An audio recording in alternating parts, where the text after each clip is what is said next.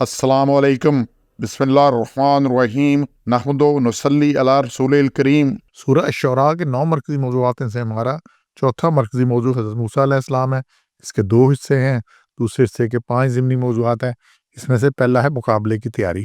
अब 38 से है कि पूरे मुल्क से माहिर जादूगर मुकर्रर दिन मुकाबला के लिए जमा करने का उन्होंने प्रोग्राम बनाया कि उन्होंने कहा फिर जमा किए गए। पहले उसने पूछा अपने उससे कि भी क्या करें इनके साथ, ये तो जादूगर है, अपने जो सरदार थे, तो बस सबसे एक वक़्त मुकर्रर कर लिया उसके लिए और सारे मुल्क से बड़े माहिर जादूगर इकट्ठे किए। तो अब यहाँ पे ये है कि फ़िरौन जो है, जब उसने मोइज़ात देखे तो उससे मुतासिर हो चुका था।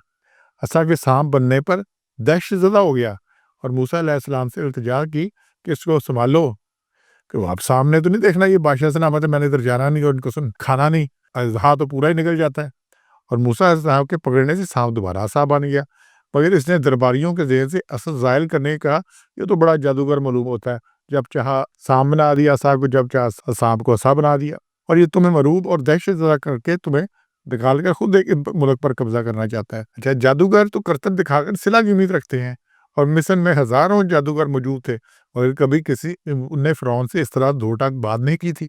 अब ये दो टोक बात शुरू होगी और ये सूरह ताहा की आयत 4 से लेकर 72 तक यही सारा किस्सा बयान हुआ है। तो उसने फिर किया कि अवाम को भी मुकाबला देखने की मुनादी करा दी 38 में कि वकील नास से, और कहा कि लोगों से कि हलन तुम मुजतमिऊन, कि तुम भी जमा हो जाओ, सब इकट्ठे हो जाए ताकि सारा मुकाबला खुल के हो जाए। तो मुकाबला के लिए उनके कौमी मेला जो जश्न नौरोज़ का दिन था और चाश्त वक़्त दिन चढ़े, सुबह 8-9 बजे के वक़्त जब सूरज छिता निकल आए, धूप चढ़ जाए, ताकि शहर और इर्द-गिर्द से भी लोग मुकर्रर मुकाम पर पहुँच जाएँ और सूरज की रोशनी में सब लोग मुकाबला अपनी आँखों से खुद देख लें। क्या अब उसको इतना यकीन था कि जादूगर इतने लोग हैं, पूरे सारे हैं, एक बंदे का क्या है, उसको ये हरा ही लेंगे। तो उसने मनादी करा दी कि सारे इकट्ठे मुजतमा में सब जमा हो जाओ। फिर 40 में गालिब आने पर जादूगरों की पैरवी करने का अज़म का इज़हार।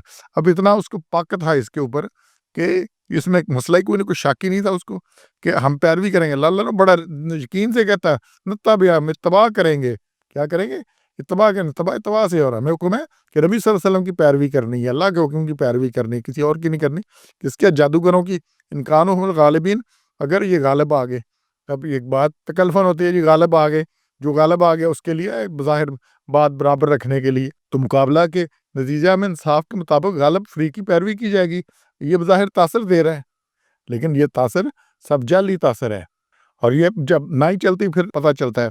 तो लोगों पर मूसा अलैहिस्सलाम का जादूगर होना तो वाज़ेह हो जाएगा जब ये मुकाबला होगा। वो जादूगर ही हमारे कामयाब होंगे, ये उसको यकीन था और इससे हमारे दीन की दुरुस्त होना साबित हो जाएगा, उसको पूरा यकीन था। तो उसने लेकिन इंसाफ बज़ाहिर ना बड़े बादशाह सलामत मौसम मिजाज है, उसका भरम रखने के लिए कि जो गालिब आएगा हम उसकी पैरवी करेंगे। फिर 41 में जादूगरों का फ़िरौन से नमात का मुतालबा है और फिर यहाँ फ़िरौन से कहा जादूगर ने कि हम यकीनी तौर पर हमारे लिए कुछ इनाम होगा। ला अजरन, हमारे लिए इनाम क्या है? तो जादूगर की ज़हनियत ये होती है कि इनाम वग़ैरह मिले।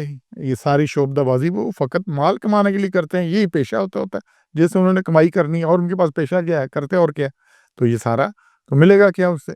और फिर 42 में गालिब आने पर जादूगरों को मुकर्रबीन बनाने का वादा है फ़िरौन। तो 42 ने कहा हाँ, उसने कहा जो इनाम माँगते हो, इनाम का तलब है, काला इनाम, उन्होंने कहा बिल्कुल ऐसे ही होगा। इन्नकुम इज़न मिनल मुकर्रबीन, तुम मेरे मुकर्रबीन बन जाओगे, मेरे करीब आ जाओगे, मेरे दरबार के साथी बन जाओगे, दरबारी बन जाओगे। तो ये कितना बड़ा एजाज़ था। कहाँ गलियों में रुलने वाले जादूगर दिखा के तमाशे पैसे लेने वाले, कहीं फ़िरौन के जनाब मुकर्रबीन बन जाए। तो ये सारा मुकर्रबीन बनने के लिए ये हो रहा था। तो उसने वादा भी कर लिया कि ये कर लूँगा मुकर्रबीन। अब इससे ज़्यादा क्या कर सकता था फ़िरौन? ये तो दे नहीं सकता था। तो यही इंसान का है, इसे कैरेट एंड स्टिक पॉलिसी कहते हैं कि नहीं मानोगे तो हज़रत मूसा का तुम्हें जेल में डाल देंगे, सज़ाएँ देंगे, मानोगे तो मुकर्रब बन जाओगे।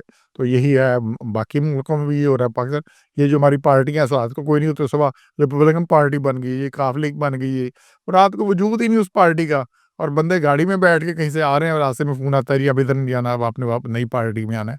तो ये हालत होता है क्योंकि सारे मुकर्रबीन बनने के लिए। अच्छा, किसके मुकर्रबीन? जो उस वक्त बादशाह सलामत है, उन बादशाह सलामत की बात सुनने के लिए कि 10 मिनट नहीं लगाते और उधर को मुँह कर लेते हैं। बिल्कुल ये ना महकमा मौसमियात का जो होता है ना, वो बात मुरग एक लगाया होता है उन्होंने हवा का रुख बताने के लिए। تو پھر کیونکہ ان کا ہوتا ہی ہے کہ چلو تم ادھر کو جدھر کی ہوا چلے، تو یہ سارے ایسے ہی کہ ہوا کا رخ دے کر اپنے بیان بھی بدلتے ہیں، اپنے آپ بھی بدل لیتے ہیں، اور یہ سارا بھی تو یہ مقربوں کا حال یہی ہوتا ہے۔ تو انشاءاللہ آگے بھی ہم دیکھتے ہیں کیا ہوا۔ سبحان ربک رب العزت عما یصفون وسلام علی المرسلین والحمد للہ رب العالمین۔